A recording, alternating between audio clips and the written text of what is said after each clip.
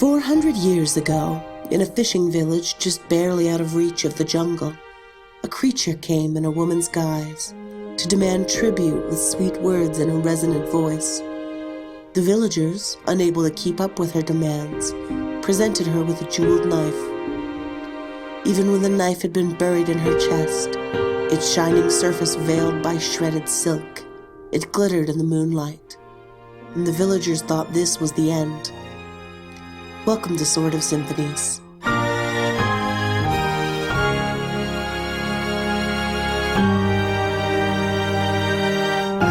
I'm Kat, and according to my notes, I am Godzilla. Cool. Neat. And we're being bad. I think that's just the natural progression of us being on the podcast. It's like barely 60 seconds into the recording, and we're already the worst. Yeah, I appreciate that you guys are trying to make a speed record. Yes. I appreciate that a lot. We have Nick. Hi. We have Kirsten. Hi. And we have Kathleen. I hear that Kat is here because something about nuclear radiation. But no one's going to listen to me at this point in the film. No, it's not till later, if at all, will we understand that I'm a metaphor for nuclear war. Metaphor for the atomic bomb. You're a metaphor for the atomic bomb. No, that's Braid. You're Braid. Joining us tonight on the podcast, Jonathan Blow. I was going to try and do an impression, but I actually don't know what he sounds like. That wouldn't have gone great. Where do you even start? Again, probably actually listening to him, but I have never really done that. I've read things he's written. But anyways, last time we left off, we were in a weird other dimension. We were in a weird other direction where things may or may not have been metaphors for things. And there were maybe unhealthy relationships there. Probably not. Maybe, because there were, in fact, a lot of kids making sort of kid decisions about what to do in their strange other worlds, and some weird kids who maybe for once in the history of humanity were excluded for good reasons. For the first time ever. Mm-hmm. So my first question is, why does your butt still haunt this place? Well, I guess to be fair, we actually haven't tried to leave yet. We have not tried to leave. We did find that the chalk trail led to a wall or something. But Tissa was ready to start plumbing the depths and going, they're not really deep. Tissa was gonna start walking forward toward the place where the kids said not to go, because adults are all about making good decisions. Best decisions. Never listen to kids. Kids don't know from fun. This is responsible. So the kids are sticking close to Cobb because Tissa is doing the thing that they said not to do. And they're not really listening to Cobb or respecting his authority. They are not. But they are sticking close to him. And before your eyes, Tissa has begun to walk. Mm-hmm. Where are you headed? We have to go deeper because we only have who knows how much time, and I don't think normally I would mind being out of existence for months or years at a time. Big guy, you do have a boat that you probably want to get back to. Yeah. Among other things, I like the time period that I live in. I like existing. That was pretty good role playing. Can you say that line again for us? No. Nick role playing as somebody who enjoys the time he lives in. Just give this man an Oscar. Why you do this? I couldn't say that line. Listeners, they're bullying me really hard right now. I just want you to know that. In the immortal words of Kathleen, oh no. So I think that there are a few things to check out. There are the other kids over there that they don't play with, because it involves going all the way over there. There was a weird kid who scattered me for one, and I decided not to fight it. Mm-hmm. And presumably somewhere there is a noble demon. And I think I would rather meet more small demons and or potentially people first. But I suppose that's not necessarily up to me. Mm. Oh, also, did we see any of the kids that were at the most current, like, this when we were listening to the story, do we see notice any of those kids? Because I know the kids we talked to, they weren't there at that time, so. None of the kids you've seen are from today. Okay. Okay, well, at least it seems like that cause warning made it through to them. We can hope. It is a huge place. We don't know how big it is or how many people are here. Tissa, do you think I should maybe try and round the kids up? I can give it a shot. They probably would enjoy, I don't know, stories or songs or something like that. I can try and round up as many of them as I can. They won't listen to me give commands, but maybe they'll listen to me tell them a story or sing them a song. Maybe not the worst idea, but maybe also a sword arm would be okay. The kids are looking at you like blankly, like, you're the worst ghost ever. Yeah, ever. Can you pull your head off? Ghosts can definitely do that. Only once. Are there ghosts that live here? All the kids just look at you and point at Cobb. Can't argue with that. So, how's Pollyanna sort of reacting to this whole thing? We didn't really talk about her much once we crossed to this dimension. I mean, you have seen her more uncomfortable. Mm-hmm. Like, she has enough headroom that she seems to be doing okay. Okay. She's not thrilled about this place, but she's not ducking her head or looking around. She's sticking pretty close to Penelope, but that's pretty normal for her. Mm-hmm.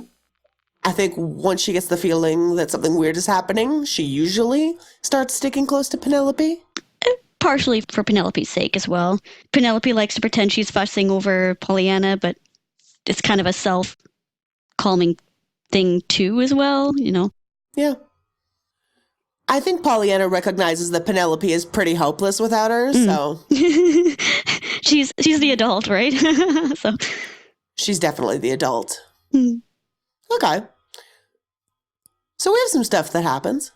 Mm-hmm. Are you guys following or looking at the chalk trail? I think we are standing at the chalk trail. We may not be paying attention to it at the moment, though, because it sounds like we are contemplating our next move.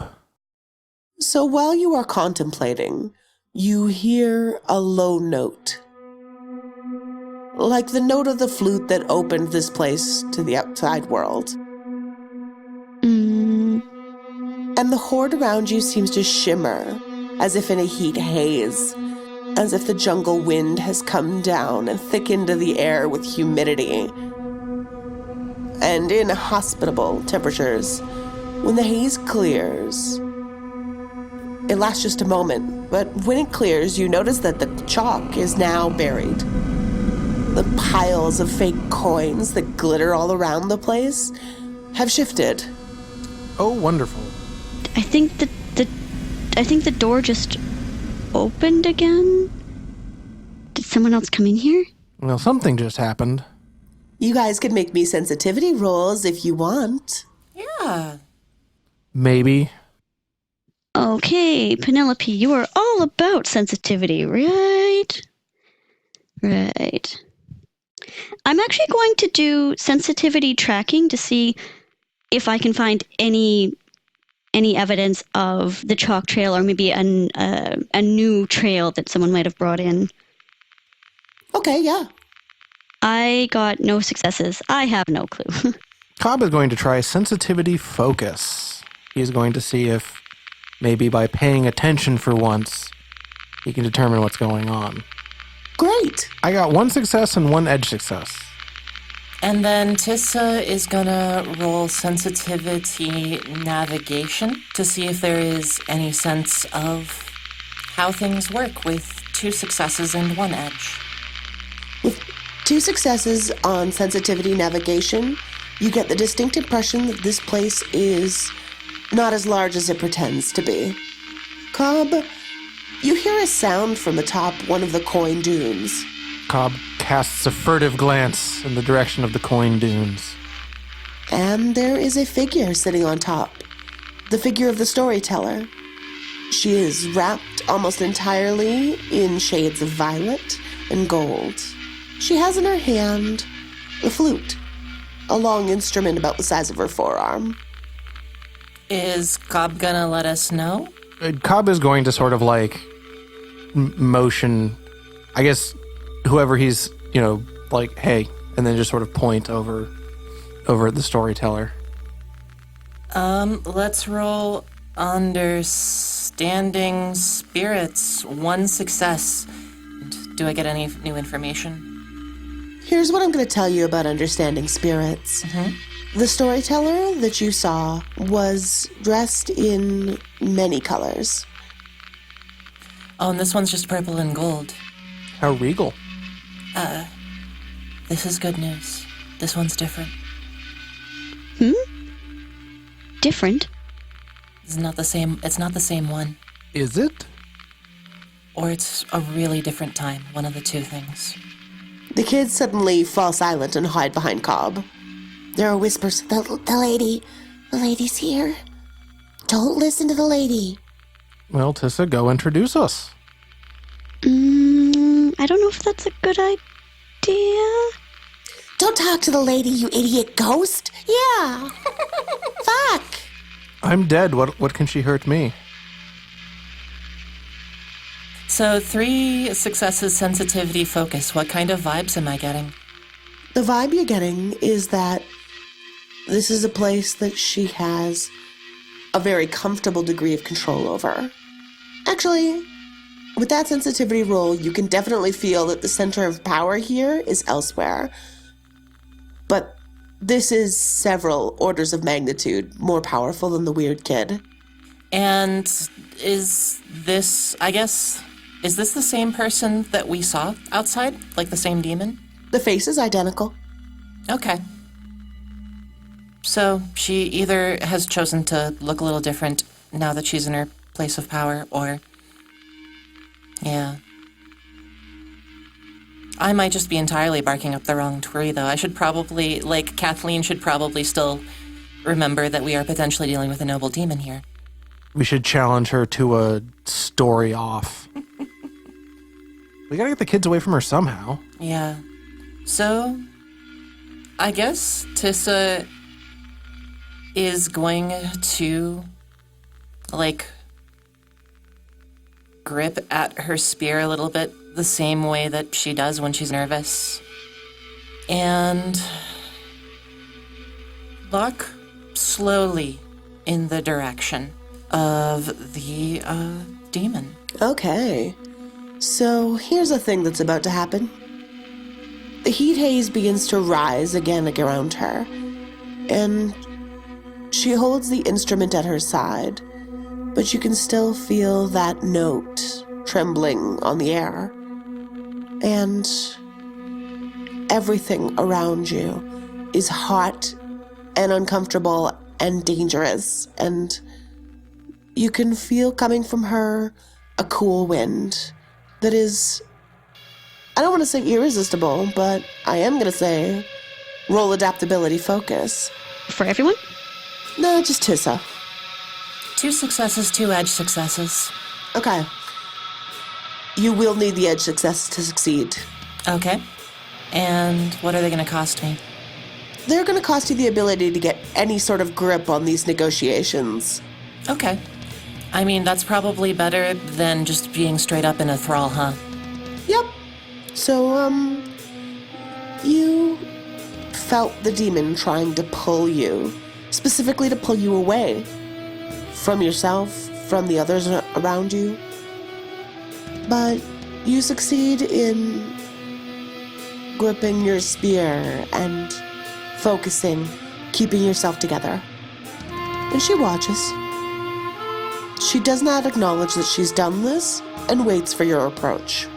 Tissa's not about to speed up at all. She's going to pretend that she has some measure of control in the situation and continue and just walk up, maybe arrives at the base of the dune that she's on. She descends from the dune.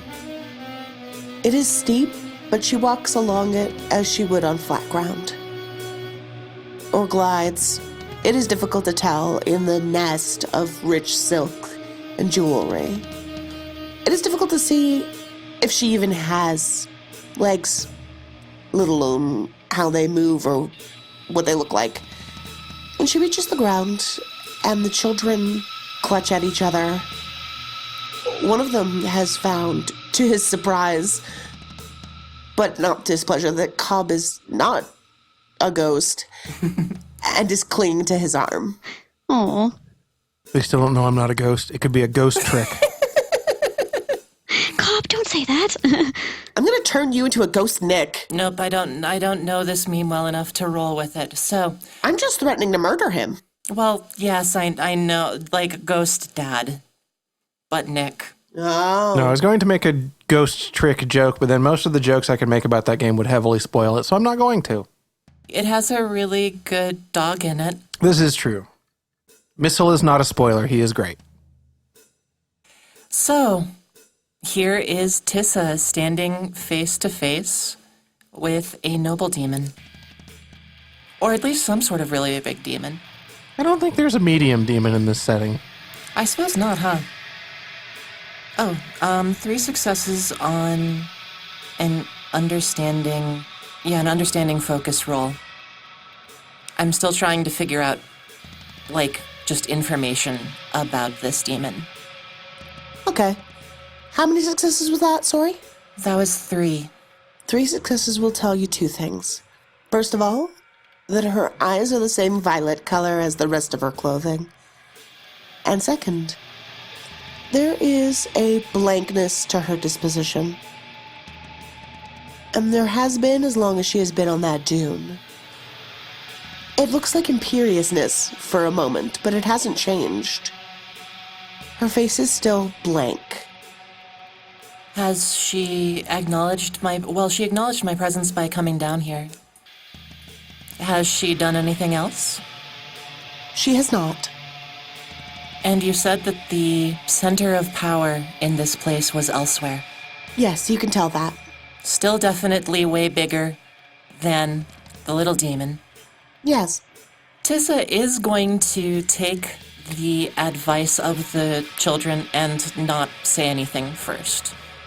Maybe not make eye contact, but not back down. She waits a moment, but eventually she seems to make a decision, and then, welcome to our encampment. Not everyone has a space like this. I am called Atuila, the left hand of the Countess. You are not here for treasure. No. Why? If we're here, I'm here. Why would I come for treasure anyway? She doesn't really react to that. She just kind of blinks and waits. And now, a wandering magus and a noble demon have an awkward off, Yep, they absolutely do. where the noble demon is demanding a thing and the wandering magus is not interested in the correct thing. So these two bescarfed mystery creatures stare at each other in silence. Cobb is just kind of looking around. Like he looks over at Penelope, who I guess is probably just like shrugging. He's looking at the kids who are probably still kind of scared, and it's just like... The kids are starting to peek out from behind Cobb. Almost impatiently. If you're going to do something, Tissa... Cobb mostly just makes like faces and gestures that don't... That Tissa is most likely not paying attention to. Is definitely not paying attention to. is sort of just like hanging on for dear life on her spear and trying to like just scrutinize the heck out of this impossible being and not getting as far as she wants to. Hmm. You hear a sound from around the dune, and it sounds like a single sustained footstep, like the sound of one footfall drowned out over the course of seconds. And out from around the dune emerges a second being that looks exactly like Atuila in front of you, but is wrapped in teal. And so this isn't the one we saw either. It is not, no. But she ignores you and walks around toward Atuila and leans up close to her and whispers something in her ear, shielded by a gloved hand shining with teal and gold. What kind of sensitivity roll is that to try to pick up on something? Sensitivity, humanity? One success. I don't think one success is going to tell you anything. Worth a try. So, the two daemons, and that is what they are, begin to melt into one another until, after the heat haze passes and the feeling of jungle air around you dies, you see one being, dressed in shades of violet and teal and gold, and she looks at you, and some of the blankness is gone from her expression. "I understand now," she says. "And I would like Cobb and Penelope to roll me adaptability athletics." Mhm. 2 successes, 1 edge success. I got 2 edge successes and 1 success. You can keep your edge successes. However, if you choose not to bring your edge successes, you'll be able to bring the kids along with you. I'm not choosing the edge success. Oh, so if I keep the edge success, then the kids can't come with me. Yes, exactly. Uh, And I'm going to be dealing damage for every point of shortfall. I'm going to not use the edge successes, but allow the kids to come with me. Same. Okay. So we've got one child latched onto Cobb, we have got one latched onto Penelope, and we've got probably one of them clinging to Pollyanna. And so my next question is, what is everybody's totals again? No edge successes. 2. 1. Okay. So that heat haze fills the air again. The same one that caused the shifting. And this time you can smell foliage sweating in the noonday sun, and you feel a shift in the world around you, and as that feeling swells in you, one of the dunes collapses. It just completely loses its structure and becomes a small avalanche of stone, of shining, coin-shaped, silvery, glittering stones rain down on Cobb, Penelope, and the kids. For 4 damage to Penelope and 3 damage to Cobb. Oof. What would it cost, scatter-wise, to use Becalmed Sands to deflect some of the blow? I'll let you spend 1 scatter per point of damage you want to prevent. Yeah, let's prevent 1 damage to each of them. Okay. Thank you very much. Oh, thank you. So Cobb takes 2 and Penelope takes 3. And the now 2-colored daemon Atuila says, "I see. That was what we wanted to know." The left hand and the right hand? She stops and she is silent for a moment, staring blankly at nothing, and says, "No. No, there is no right hand." Thank you. And she turns and walks into nothing, disappears around the edge of a dune, and is gone. Do you guys know what she was trying to figure out? What? No, but do you think they were both left-handed? Is the storyteller the right hand? No. No, I think that the storyteller is the whole one. And I think that there isn't a right hand, just like they said. And that means that really, this has gone a whole lot better than it did with the prince. I mean, it would have to. True. It also means they can't play the accordion. You do need 2 hands for the accordion, You need both hands for most instruments. for most instruments. So the kids kind of tug at you guys. I'm the one that's attached to Penelope. Can we leave? Can we go? It might be safer, if we get the kids somewhere. Well, that's what we're trying to do. So, we this is good. We know things now. We know that they're not all together yet. They might be soon. We know that they can be hurt. And this place isn't as big as I thought it was, and that's maybe good too. I think we also know how to get out. Does we just have to... Well, I mean, like, how is easy, but then getting there to the how part is harder. Sorry, did that make any sense? The kids all shake their head like in unison. Not really.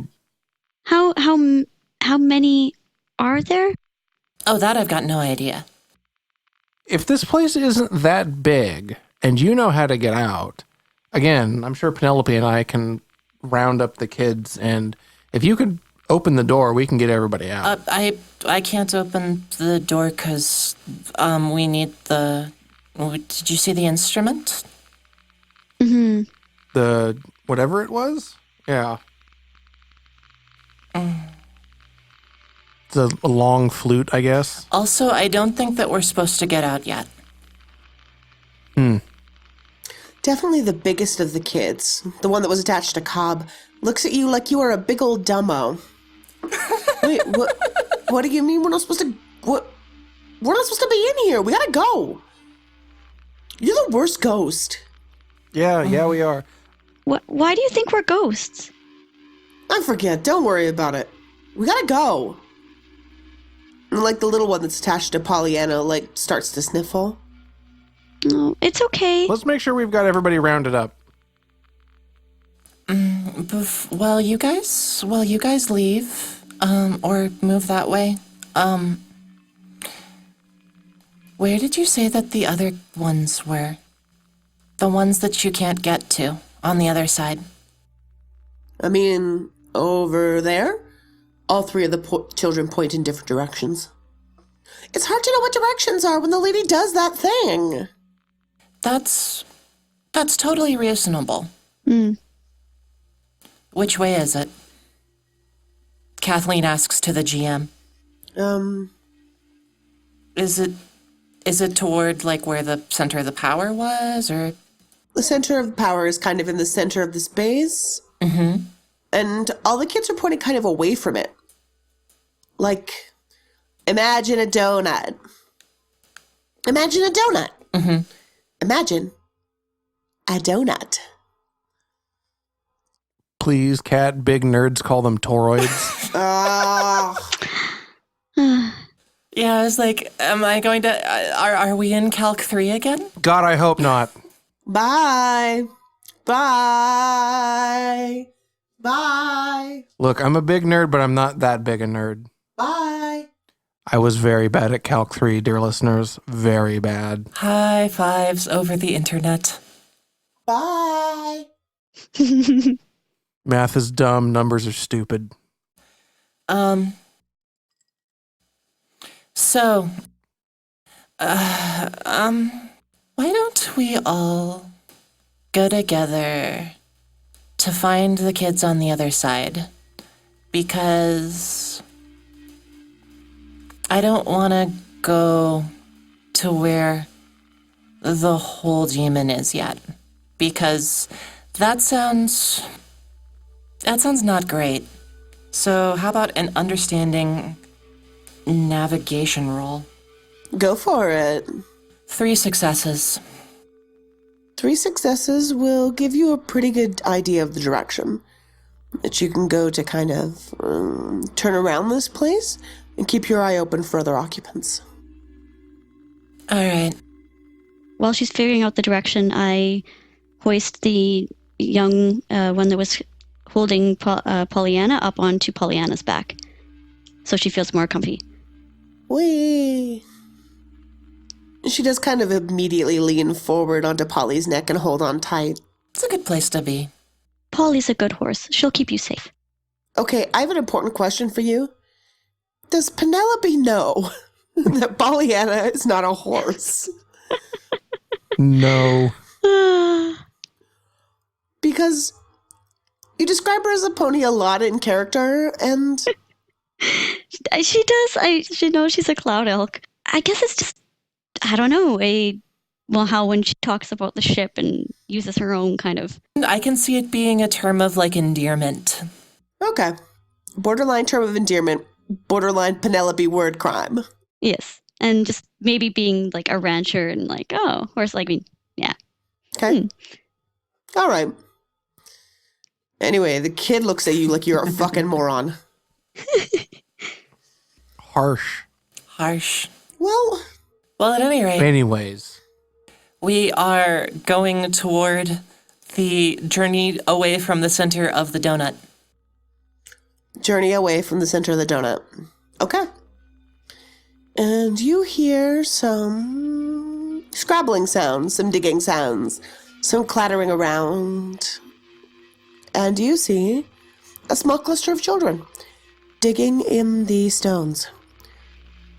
One of them actually does look like one of the children you saw today. The rest don't. I think you should probably stop looking for treasure, if that's what you're doing. The kids kind of look up, and they're extremely surprised to see you guys. Oh, hey, you guys are from the other side. And the kids are like, whoa, you're from the other side. Whoa, what you doing? And they're, in fact, looking for treasure. But there is treasure. Oh, these are real. Is there now? Mm. Yep, the lady showed us some. Yeah, all your treasure's fake. And the kids on your side are like, oh, don't listen to the lady. It's a different lady. Probably it's a different lady. And Cobb kind of like hunches down. No, listen to me. I know treasure. But listen to him. He's a ghost. Yeah, but I'm a ghost pirate. I think I know what treasure is. That actually does get the kids to listen, yeah. The kids are very excited to meet their first ghost pirate. Even the kids who were dunking on you are just like they're paying attention. Yeah, now they're in, yeah. All right, look. I'll tell you a story about my time as a pirate if you'll stop digging around in the rocks. We promised the lady we'd help her find it. Well, I don't think you're going to find anything. So what did she ask you to find? She was looking for a real old knife. I was just looking for anything that wasn't rocks. Did you find anything that wasn't rocks? Yep. What'd you find? I found a big old piece of shiny metal, and it was all beat up. And it looked like gold, but I don't think it looked like treasure. Do you still have it? Nah, I gave it to the lady. Okay, She needs it. fair enough. Hey, I turned to the kids that were with us from the other area. And did she ask you the same thing? No. Huh. It's a different lady. It's a different lady. This is a different lady. This is a different lady. This is a different lady? From the lady with the tricks? The lady with the flute? No, different lady. Well, that would make sense. We did see another one. I guess it's possible there's more of them? I don't know how this works. I'm so confused by this place. The kid that has been giving Cobb the most trouble is like, look, no, there's lots of the lady. There's so many of the lady. They're all the lady. And the other kids are like, yeah, we know, but this is a different lady. She's not any of the lady. Does that make sense to you, Tissa? You know, that's good news. We're not, yeah. It's gotta be good news. And there's more of a scrambling sound. Sensitivity, humans. No successes, never mind. Tissa's too busy thinking about whether or not this is good news. I am also going to roll a sensitivity for the humans. Cobb isn't because he is most likely arguing with children. 1 success. Okay, great. I would like everyone to roll initiative. Oh no. Oh, wow, that's a good roll. Okay, good, cool. I mean, roll initiative. I did pretty good. I got 15. Okay. I also got 15. 12. So the first thing that happens, and Cobb, you notice somebody descending from the top of one of the dunes as soon as they do it, but no sooner. And before anyone can say anything, there is a long, flat brush knife just pointed directly at Tissa. The person holding this knife is not one of the daemons, or at least doesn't appear to be. She is of medium height, got a wiry build. She has white blonde hair that's cut very close to her head, and her skin is so freckled, she looks almost like a snake or a fish, darker on top than on the bottom. She's wearing rugged, survival gear, jungle survival gear. And she is holding a knife at Tissa. Whoa. Yeah, Cobb is like sword in hand in the blink of an eye. Penelope kind of like holds up her hands, weaponless, and says, "Oh, we didn't mean to startle anybody. We're sorry. We're just trying to find a safe way out of here." She glances at you briefly, but doesn't respond to what you said, and returns her gaze to Tissa, who she is watching intently. You're a ranger, and I'm not the daemon, actually. Is that right? Well, I know I'm not the daemon. I would hope not. I would have told you if I were the daemon, I think, at this point. And she nods and kind of takes a step backward and sheaths what you can recognize as a machete. And the kids who were rooting around point to her. They're like, "Hey, this is the lady. See? Different lady. This lady." Okay. And she kind of crouches down and the kids run up close to her and they show her handfuls of differently shaped rocks and she shakes her head. So you're a human. And Cobb is like putting his sword away. She and all the kids look at you like, duh. Look, I don't know. I'm a ghost. Cobb is kind of like... Cobb is now backsassing children because this is how far out of his control the situation has gotten. Oh, yeah. He's a ghost pirate. Yeah. He told us he was a ghost pirate. Yeah. Cobb is just throwing a big ol' fit. He's legit. He's a ghost pirate. It's cool. It is pretty rad. That makes... Tissa sort of quickly counting. That makes 4 rangers and 8 kids. Yeah? Is there anyone I'm missing? The kids all look around at each other and it's probably everybody. Yeah. It's a relief, actually. I suppose pressing concerns, but we didn't introduce ourselves. That seems kind of silly to do it like that, but I guess that's what we're supposed to do. Tissa's mad at herself that she said it was time to do introductions. She sort of if there's a stone next to her, sort of kicks it. Here's the thing. I've played this character before. This is an NPC I'm familiar with. And this is the only time she's been out awkwarded. She just kind of blinks at you. She says, "Lily," and nothing else. Nice to meet you, Lily. My name is Cobb, we'll go with. I'm Penelope Hunter. And at that, she blinks at you for a second, but doesn't say anything. Did Penelope talk about the charming young boy he met at all? I was wondering if he mentioned his sister. Did he mention her name? No. I think he did refer to his sister by his nickname for her. I think you heard him say Lil. Yeah, because I was waiting to see if she'd say her last name, but yeah, okay. Because we are all meta-knowledging right now. Yes. Yeah. So, how long have you been here? Shakes her head.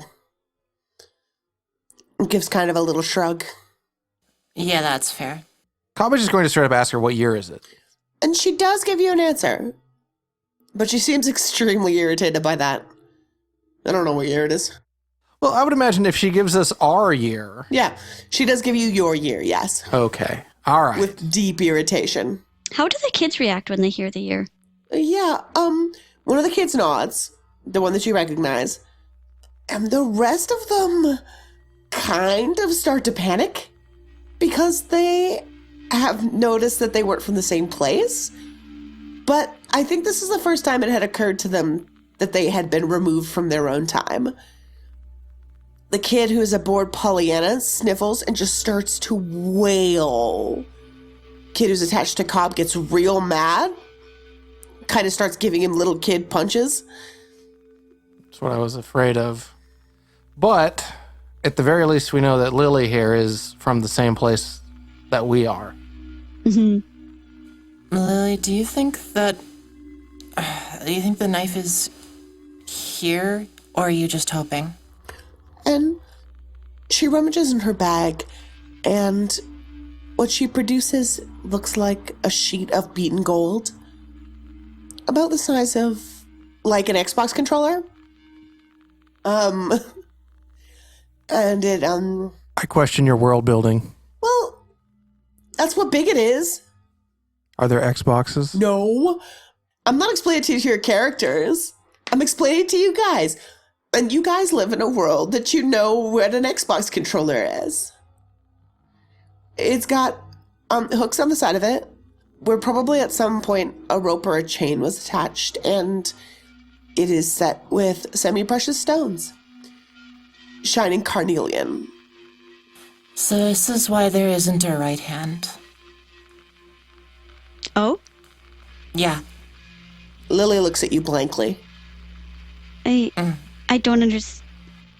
We met the demon's left hand a couple of minutes ago. And they said there wasn't a right one. Yeah, so we can hurt them with this.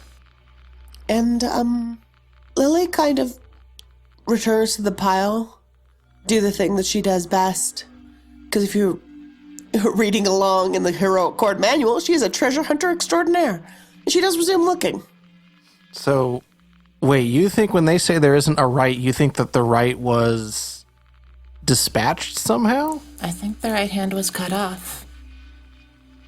The story is about the demon being defeated. And the story was for bringing us here. But you can't tell a good lie without some element of the truth. And Lily nods, and she resumes looking through the piles of stone. Do we need something else? Knife. I take it not one of the knives that any of us are carrying. If this got the right hand, does that mean that there's different things for each one? Lily shrugs. She has no idea. Red, I don't know how long the metaphor goes, I have to admit. Well, if she says that there's a knife, at the very least we should probably, I guess, more than anything else right now, go along with it because, I mean, sounds as good a good idea as any I would have. We need to move fast still. We're still on a deadline. Okay, so what does everybody do? What are the spell pieces here? I think we've gone over this, but I have forgotten, and I did not write them down. I did. Oh. Warm, irresistible, stars, anchor, be calmed, and wave. warm, irresistible, calm. Stars, anchor, wave. Anchor and wave. Cobb kind of like stiffens up. Well, I think, unfortunately, we are going to have to look for this thing then. It's our best bet for the moment. However, I think I might be able to help out a little bit. And Cobb is going to use Anchor Crew to let everybody sort of come back to the same place even if things shift around. Ooh, I like that. That's a good one. And in order to sort of set this, Cobb is going to take the captain's sword and sort of like, and still in the scabbard, sort of like set it in the rocks. The crew always comes back to the captain. Okay. Here's what I'm going to say. I'm going to say that in order to somehow defy or interact with this effect, the demon is going to need to expend scatter, equal to or more than what you cast with. With that in mind, how much should this cost? Cobb wants this to be pretty beefy, so he's going to dump 5 into it. Okay. You know what? Describe this one to us. Tell everyone what anchoring the crew is like. So as he sort of juts the sword still in its scabbard into the rocks, and it unusually sort of sits there, and everybody feels almost as if they were back out at sea with a gentle breeze, and maybe just the sounds, on the corners of their periphery of sea life, seabirds, maybe the gentle roll of the waves. And everybody feels like if they, even if they didn't really want to, they would just find their way back here, regardless of what went wrong. Okay. Dis is kind of touched. She kind of mutters under her breath. It guy feels like home. An old sailor's always home on the waves. Now, we need to find that knife. And how are the kids doing? You said that some of them got pretty anxious when they heard. They've all kind of fallen quiet. The one that was wailing on top of Pollyanna is still crying. Several of them are kind of looking away. They've kind of gravitated toward each other now. Oh. I'm gonna cast Encouraging Stars. Oh, that's lovely. The kids see, they get a message that kind of helps calm their hearts. Maybe they see a loved one or whatever, and a time of happiness. Okay. The kids, the ones that were crying kind of pick themselves up. They're still sticking close to each other. But you can see, especially on the faces of the older kids, that they're ready for this. You guys are brave and strong, and thank you for being part of our crew. And the big kids nod. The smaller kids are still kind of processing what's happening. Mm-hmm.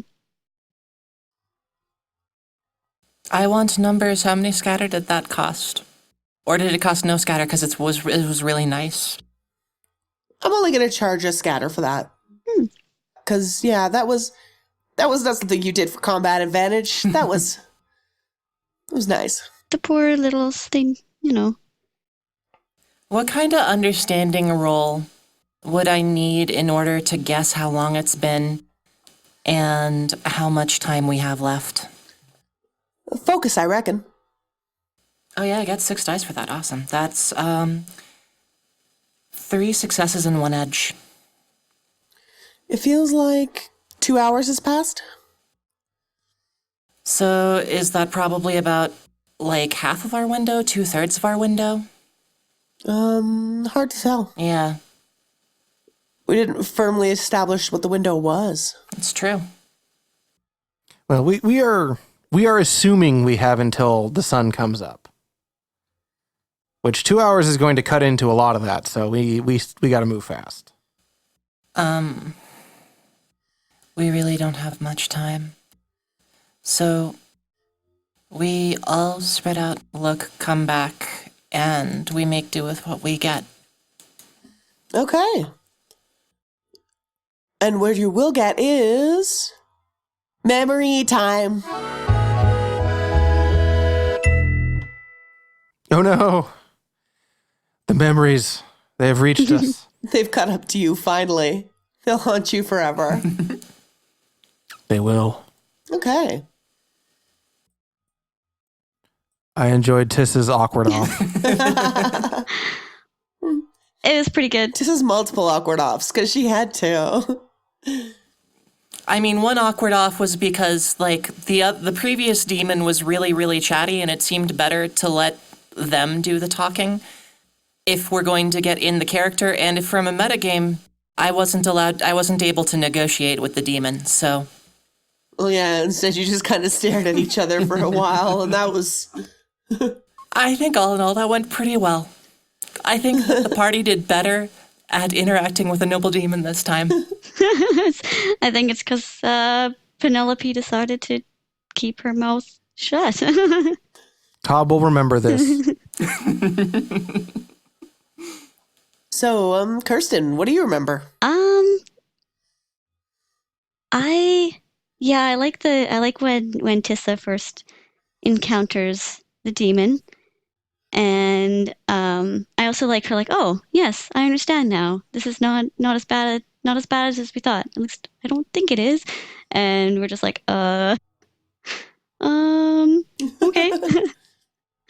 It was good. Kathleen. I really liked Anchor Crew. I did too. That was a nice spell. That was a really good spell.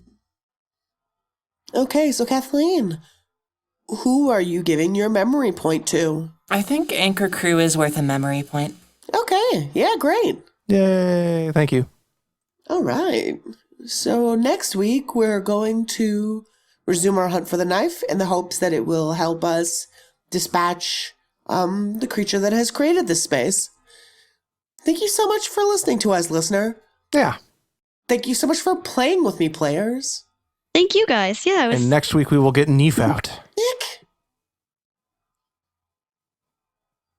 See you next week, everybody. Oh, yeah. On Twitter at PeachGardenRPGs, and also you can email us on the website. But, yeah, Nick. Why? Have a good night, everybody.